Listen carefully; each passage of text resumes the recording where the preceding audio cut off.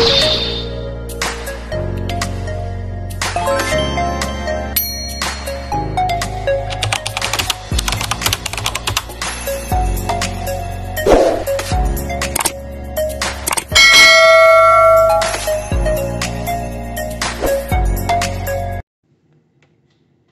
guys! Welcome back to Mira LG's channel. Ayan, so today, this video, ayan, pagkain ng ating epi-premiere. Ayan, nasa nakikita nyo, may 4 akong talong dito. Ayan, eggplant. Oh, in Spanish, berenjena.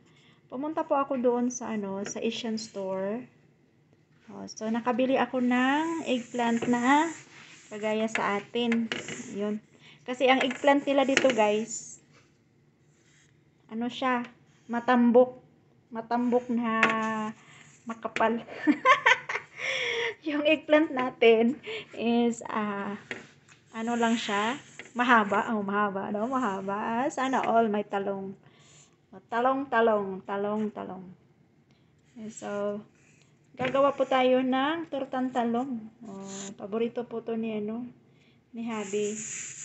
Kumain po siya ng gantong torta na nilalagyan natin ng egg. 'Di ba? Sama yung talong saka yung itlog, 'di ba? Sana all mahaba yung talong. Ang haba niya, guys. Sana all.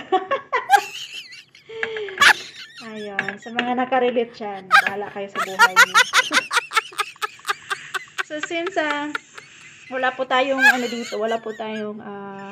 charcoal at bawal mag-grill sa labas gamit ang charcoal o yung uling. So para-paraan na lang po ng mga Bisaya or ng mga Pilipino, diba? Ayun, so ang ginagawa ko ay dito ko na lang po siya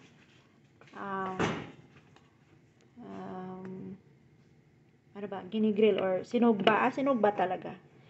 Sinugba sa Bisaya pa, sugbahon, ganggangon. Ayun, diba? Ang haba niya talaga, guys. Sana all mahaba ang kanyang talong. Ginit! Ayan. So, ito yung pinag-anuhan ko. Pinagrillan ko is yung yung pan ng aking tortillas, para ganun. Para-paraan lang para makakain ang Bisayang namimiss na ang Pinas. So, diba? Dahil, kasi nga hindi po natin on the spot or instant na makakain ng ang pagkain na kagaya sa atin. So, bihira lang. So, bihira lang kasi ako pumunta ng downtown. Tapos, may store kasi doon na nagbibinta sila ng mga Asian, katulad ng mga Chinese. So, Chinese ang nagbibinta nito, guys. So, ang talong na ito ay lahing Chinese, hindi lahing Pinoy. Kaya mahaba na. Kita natin yan mamaya. So, yun na nga. See you in few minutes, guys. Ayan. Tatapusin ko muna dahil hawakan ko ang aking cellphone. So, ayan guys. Nag-grill na natin ang ating eggplant, ng ating talong. So, palamigin muna natin dahil sobrang init. Mainit siya, mainit. Ayan. So, balatan natin yan. Pagka, na siya, medyo kayanin na. Makaya na ng powers ng ating kamay sa pagbabalat. So balatan nyo lang, wag nyong kainin yung sunog. Yan.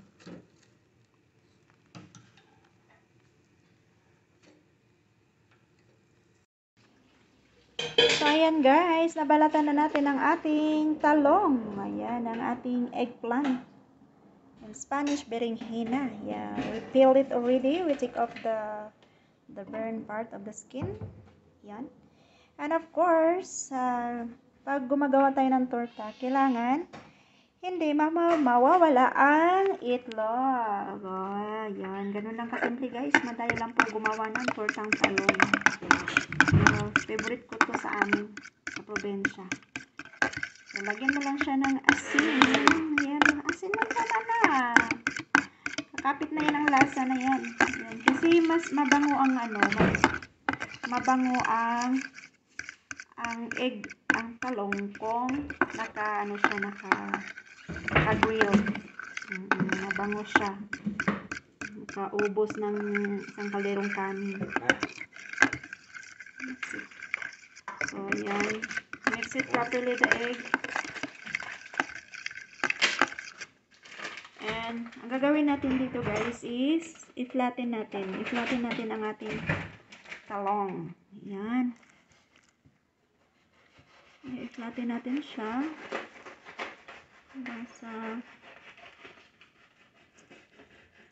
Para ma-spread yung lasa.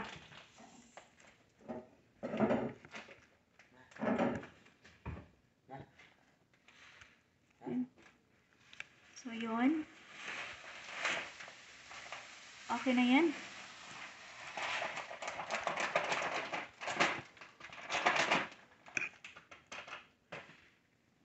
So, pag na-flat na yan, guys. Ayan, na-flat na ang ating talong. Lagay natin dito sa ating egg. Ayan, baliktarin mo lang siya. I-coated mo lang siya dito. Coated. Ayan. So, ganun lang siya kadali. So, sabay natin silang lahat.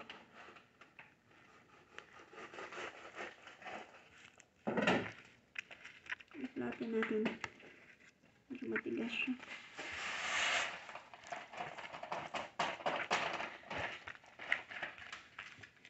Minsan lang ako gumagawa ng ganito kasi iba kasi yung nila dito, yung talong nila dito iba. Siya hindi siya gaano kalaki. Ay, ka-large. Yan lang siya. Tapos kung hindi ka marunong mag-ayos doon sa eggplant nila, mapait yung talong nila dito, mapait. Ewan ko ba bakit gano'n. So, pag nagluluto ako, especially pag nagluluto ako ng kari-kari. Kari-kari. Yan. I-humol mo na yung talong nila sa salt para matanggal yung pait. I-humol mo muna siya bago mo siya lutuin.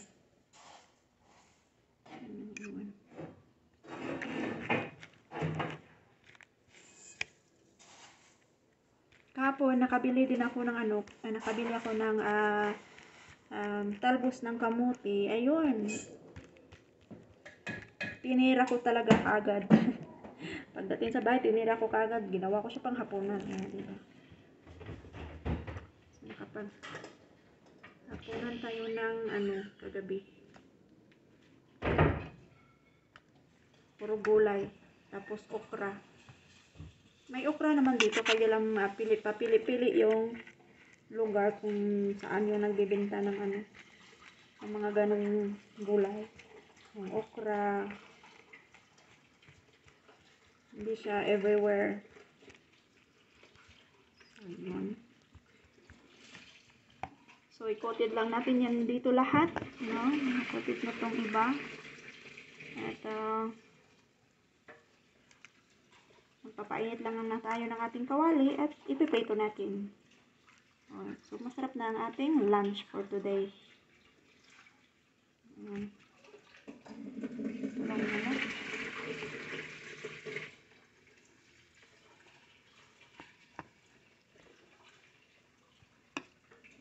Ayan, lagyan nyo lang siya ng asin. Ayan, kunting magic sarap kung gusto nyo. Sa akin kasi, pag may asin, wala na. Lami-lami na. So, ipa-fry na natin, guys, para makakain na tayo. So, ayan, guys. Nagpapainit na tayo ng oil sa ating pan. So, dito natin ipiprito ang ating tortang talong. So, ayan. Iluluto natin ang ating tortang talong, guys. So, yan, guys. Ganun lang kadali. Iluluto ng ating talong-talong, ang ating tortang talong. Ganun lang siya kadali. Ayan, pag nainit na yung ano mo, pan mo, kaya yung oil, so ilunod mo lang siya. Ayan. Tapos, parisan mo siya ng lemon, tsaka toyo or soy sauce. Mapapanako ka na naman. Ayan, kamay ko nagkita. Ayun, so baliktarin lang natin siya pag sa tingin nyo ay luto na yung egg sa kabila. So, babaliktarin natin siya. Okay.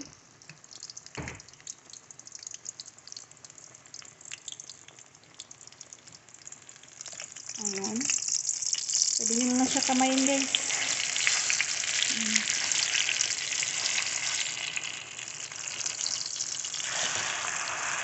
Ayan. So, ganyan po ang itsura ng ating tortang talong. Sarap. Parang hindi na ako makapaghintay ng aking rice. Yung rice ko, nakasalang pa lang. Ito.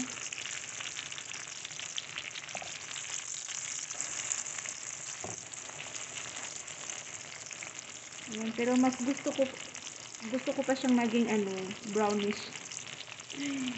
Ang ating talong-talongin. So, baliktarin ko pa yan isang beses kasi gusto ko yung mas maano yung aroma niya. Mabango kasi pag ganito pagkagawa ng ating tortang talong. Iba kasi yung yung steam tapos gawin mo siyang torta, iba yung niya, yung amoy. Pero pag naka-grill po yun, ginigrill nyo yung yung eggplant nyo, mas mabango siya. Yung aroma niya talaga nagpapagana ng iyong pagkain ng maraming kanin, di ba? Dahil rice is life talaga pag Pinoy. Ayan. So, ayan guys, okay na to. Ayan. Hindi na natin siyang iangat. At ipapatulo muna natin ang excess oil.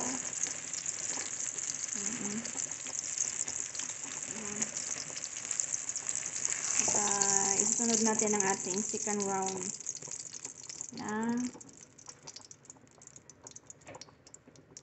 isasalang natin. So, ayan. Ito yung pangalawa natin. Hintayin lang natin siyang maluto.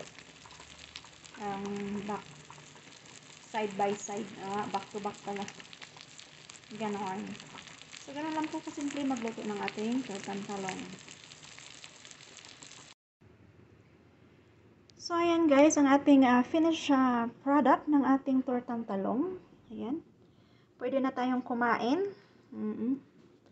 Pwede na tayong kumain dahil luto na ang ating tortang talong. Ayan. O, diba? Ano lang po siya kabilis. At masarap pa. So, sa mga gustong kumain ng talong at hanap ng mga ideas at hindi nyo pa alam ang ideas ng ganito, so, sundan nyo lang ang ating style. Ayan na. So, ano pang hinihintay natin? Ihain na ang isang kalderong kanin. At ating simulan ng ating masaganang kainan. Ayan. So, maraming salamat po sa inyong lahat dyan, guys. Ayan, mega love shoutout po sa inyong lahat. Kung sino man kayo na andito, maraming thank you. And maraming thank you sa support as always ng inyong Meryl J. Thank you and see you around in Whitey World. God bless, guys.